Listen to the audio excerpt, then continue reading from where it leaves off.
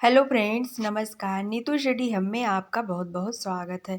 यदि आप Hindi TST PhD LT grade D triple SSB BPSC आदि विभिन्न परीक्षाओं की तैयारी कर रहे हैं तो यह आपके लिए इम्पॉर्टेंट प्रश्नों की सीरीज है। यह हिंदी साहित्य का इतिहास है जो एग्जाम की दृष्टि से काफ़ी इम्पॉर्टेंट है। चलिए क्वेश्चन देखते हैं। हिंदी साहित्य के इतिहास लेखन की परंपरा का सूत्रपात गार्सा दा तासी ने किया, जिन्होंने फ्रेंच भाषा में इस्तवार द ला लिटरेत्यूर एंदुई ए हिंदुस्तानी ग्रंथ लिखा। इसमें हिंदी और उर्दू के अनेक कवियों का विवरण वर्णक्रमानुसार दिया गया है। इसका प्रथम भाग सन 1839 में तथा द्वितीय भाग सन 1847 में प्रकाशित हुआ था। अन्य महत्वपूर्ण तथ्य हैं। सन 1888 में एशियाटिक सोसाइटी ऑफ बंगाल की पत्रिका के विशेषांक के रूप में जॉर्ज ग्रियर्सन द्वारा रचित the modern vernacular literature of Hindustan का प्रकाशन हुआ, जो नाम से इतिहास न होते हुए भी सच्चे अर्थ में हिंदी साहित्य का पहला इतिहास कहा जा सकता है। आगे है क्वेश्चन नंबर 2 है, हिंदी साहित्य के इतिहास लेखन का सर्वप्रथम प्रयास किसने किया था? इसका राइट आंसर है ऑप्शन सी, गार्सा दा तासी ने। हिंदी साहित्य के इतिहास का लेखन सर्वप्रथम किस भाषा में हुआ? राइट आंसर है इसमें ऑप्शन बी, फ्रेंच भाषा में। हिंदी साहित्य का इतिहास लिखने वाले प्रथम लेखक का नाम है ऑप्शन बी, गार्सा दा तासी। आगे है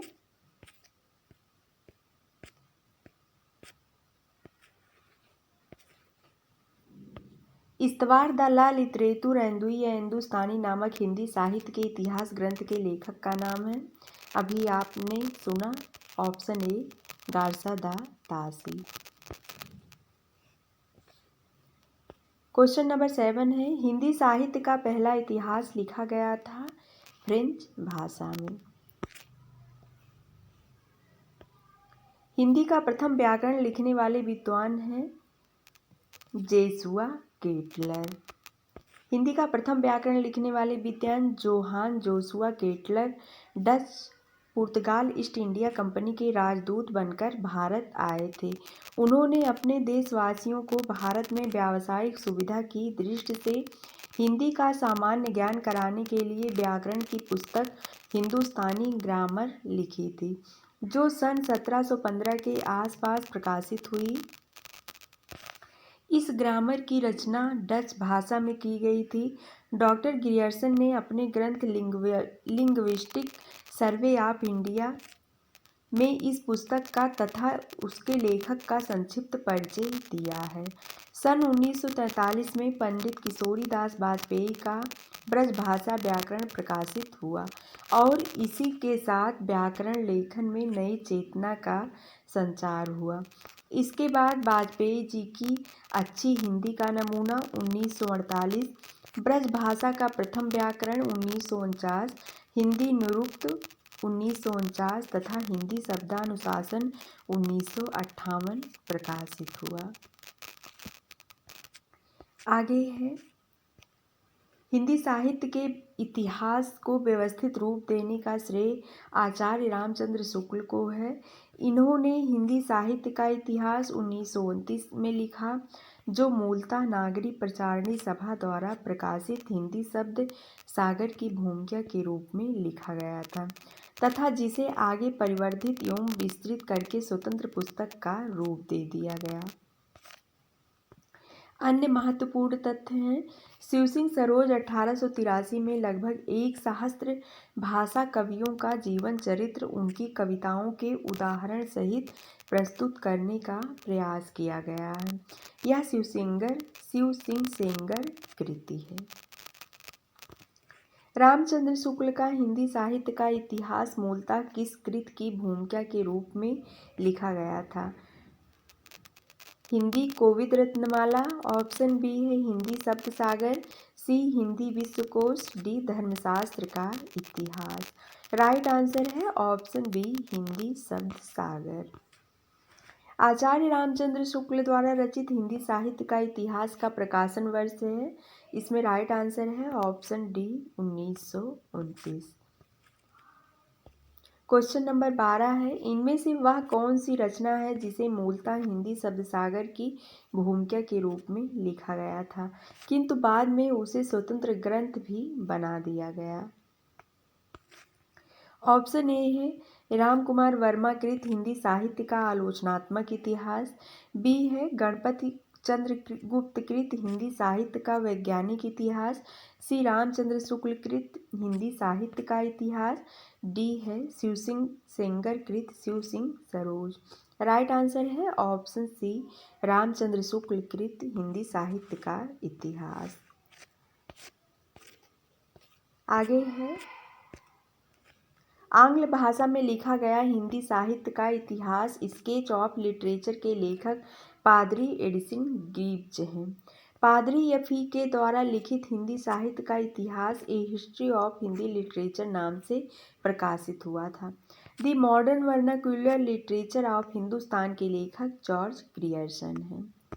ग्रियर्सन कृत the modern vernacular literature of Hindustan के हिंदी अनुवाद किसने किया? ऑप्शन ए है डॉक्टर किशोरीलाल गुप्त ने। ग्रियर्सन द्वारा रचित the modern vernacular literature of Hindustan का हिंदी अनुवाद डॉक्टर किशोरीलाल गुप्त ने हिंदी साहित्य का इतिहास के नाम से किया है। महत्वपूर्ण तथ्य हैं, किशोरीलाल गुप्त का जन्म वर्ष 1916 में भदोही उत्तर प्रदेश में हुआ था। ये पंडित विश्वनाथ प्रसाद मिश्र के प्रमुख शिष्यों में से एक थे। गुप्त जी को बिंद गौरव से सम्मानित किया गया था। गुप्त जी की कृति हिंदी साहित्य का प्रथम इतिहास हिंदी प्रचारक संस्थान वाराणसी से प्रकाशित हुई थी। किशोरीलाल गुप्त की अंतिम प्रकाशित कृत सूरसागर का टीका 4 खंडों में है। क्वेश्चन नंबर 15 है, the modern vernacular literature of Hindustan Hindi साहित्य के इतिहास ग्रंथ के लेखक का नाम है? Option A George Grierson. The modern vernacular literature of Hindustan का लेखक है जॉर्ज ग्रियर्सन।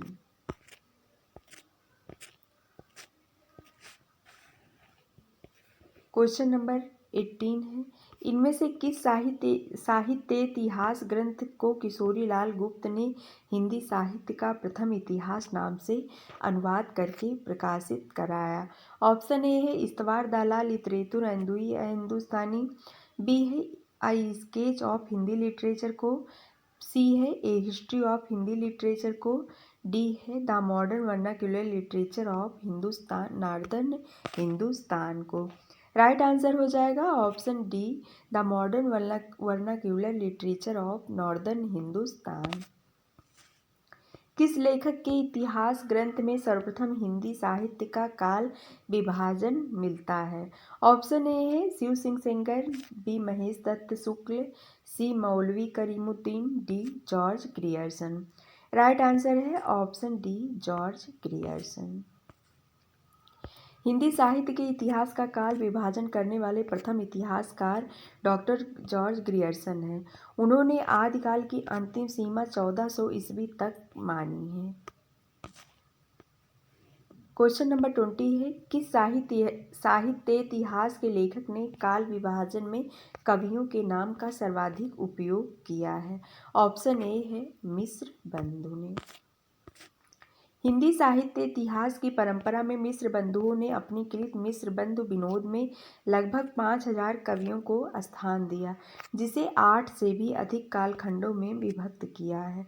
इस प्रकार मिश्र बंधुओं ने काल विभाजन में सर्वाधिक कवियों के नाम का उल्लेख किया है। अगला क्वेश्चन है, मिश्र बंधु विनोद नामक हिंदी साहित्य के इतिहास लेखकों के नाम गणेश बिहारी मिश्र, श्याम बिहारी मिश्र एवं सुखदेव बिहारी मिश्र हैं। मिश्रबंध विनोद के 4 भाग थे। प्रथम 3 भागों का प्रकाशन सन 1913 में किया गया, जबकि चौथा भाग सन 1934 में प्रकाशित हुआ। मिश्र बंधुओं ने मिश्रबंध विनोद के प्रथम 3 भागों को हिंदी नवरत्न के नाम से प्रकाशित कराया। क्वेश्चन नंबर 22 है, मिस्र बंधु विनोद का चौथा भाग कब प्रकाशित हुआ? ऑप्शन ए 1934 में। क्वेश्चन नंबर 23 है, मिस्र बंधु विनोद कितने भागों में प्रकाशित हुआ? ऑप्शन बी 4 भाग। क्वेश्चन नंबर 24 है, मिस्र बंधुओं ने परिवर्तन काल की समय सीमा निर्धारित की है? ऑप्शन ए संवत 1890 विक्रमी, संवत 1925 विक्रमी। मिस्र बंधुओं ने मिस्र बंधु विनोद में काल विभाजन का प्रयास किया, जो इस प्रकार है। नंबर 1 है, प्रारंभिक काल 700 से 1440 विक्रमी तक। ऑप्शन 2 है, माध्यमिक काल 1445 से 1680 विक्रमी तक। नंबर 3 है, अलंकृत काल 1681 से 1889 विक्रमी तक। चौथा है, परिवर्तन काल 1890 से 1925 विक्रमी तक तथा पांचवा वर्तमान काल 1926 विक्रमी से अब तक। आगे है, आचार्य रामचंद्र शुक्ल ने प्रथम उत्थान का समय 1868 से 1893 ईस्वी, संवत 1925 से 1950 तक तथा द्वितीय उत्थान का समय 1893 से 1918 ईस्वी, संवत 1950 से 1975 तक तय किया है। भारतेंदु हरिश्चंद्र का प्रभाव भाषा और साहित्य दोनों पर बड़ा गहरा पड़ा। उन्होंने जिस प्रकार हिंदी गद्य को परिमार्जित करके उसे बहुत ही सरल, मधुर और स्वच्छ रूप दिया, उसी प्रकार हिंदी साहित्य को भी नए मार्ग पर लाकर खड़ा कर दिया। उनके भाषा संस्कार की महत्ता को सब लोगों ने मुक्त कंठ से स्वीकार किया और वे वर्तमान हिंदी गद्य के प्रवर्तक माने गए। क्वेश्चन नंबर 26 है, आचार्य रामचंद्र शुक्ल ने हिंदी साहित्य का इतिहास के आधुनिक गद्य साहित्य परंपरा का प्रवर्तन के अंतर्गत प्रथम उत्थान की कालावधि निर्धारित की है। ऑप्शन ए है 1900 से 1950 विक्रमी, ऑप्शन बी है संवत 1925 से 1950 विक्रमी तक। राइट आंसर है ऑप्शन बी संवत 1925 से 1950 विक्रमी। क्वेश्चन नंबर 27 है, आचार्य रामचंद्र शुक्ल ने द्वितीय उत्थान का समय कब से कब तक तय किया है? इसमें राइट आंसर है ऑप्शन ए 1893 से 1918 ईस्वी। क्वेश्चन नंबर 28 है, नागरी प्रचारणी सभा की स्थापना कब हुई थी? ऑप्शन ए 1867 ईस्वी में, बी 1850 ईस्वी में, सी है 1885 ईस्वी में। राइट आंसर है ऑप्शन डी 1893 ईस्वी में। काशी नागरी प्रचारणी सभा की स्थापना 1893 ईस्वी में श्याम सुंदर दास जी ने की थी। नागरी प्रचारणी सभा हिंदी भाषा और साहित्य तथा देवनागरी लिपि की उन्नति एवं प्रचार और प्रसार करने वाली भारत की अग्रणी संस्था है। हिंदी साहित्य के नियमन, नियंत्रण और संचालन में इस सभा का महत्वपूर्ण स्थान है। यहाँ से हिंदी शब्द सागर का प्रकाशन किया गया। इस शब्दकोश के लेखक श्याम सुंदर दास थे। क्वेश्चन नंबर 30 है, नागरी प्रचारणी सभा की स्थापना हुई थी। ऑप्शन बी 1893 में। हिंदी शब्द सागर का प्रकाशन किस संस्था ने किया था? ऑप्शन ए हिंदी साहित्य सम्मेलन, बी नागरी प्रचारणी सभा, सी इंडियन प्रेस, डी राष्ट्रभाषा परिषद। राइट आंसर है ऑप्शन बी नागरी प्रचारणी सभा ने। क्वेश्चन नंबर 32 है, नागरी प्रचारणी सभा के संस्थापकों में कौन नहीं थे? Option A Babu Shyam Sundar Das, B Pandit Ram Narayan Mishra, C Ramchandra Verma, D Thakur Shiv Kumar Singh.